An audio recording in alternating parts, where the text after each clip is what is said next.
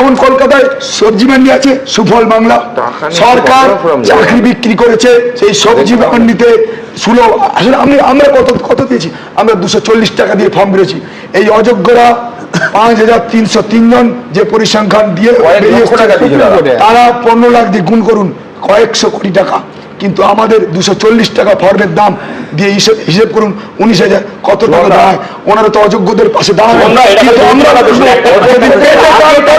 জীবন জীবিকা আমাদের টান পড়ে, আমরা শেষ পর্যন্ত। আমি যা এখন বুঝলাম আমাদের সরকারের দেখে, মুখ্যমন্ত্রীর কথা শুনে, আমাদের মুখ্যমন্ত্রী হাইকোর্টকে বদর করে না, আমাদের মুখ্যমন্ত্রী সুপ্রিম কোর্টকে বদর করে না। She is much more concern about consumer forum. কেন? কোনো কিছু আমি মাল কিনলাম, সেটা ডিসপিউট হলে আমি তো যাবো কনজিউমার ফোরামে। তো মুখ্যমন্ত্রী চাকরি বিক্রি করেছেন, যাদের কাছে চাকরি বিক্রি করে চাকরি চলে গেলে তারা কনজিউমার ফোরামে যাবেন, তাই জন্য মনে হয় ভয় পাচ্ছেন এবং চাকরি চোরদের বাঁচানোর জন্য যোগ্যদের বলে দিচ্ছেন বারবার।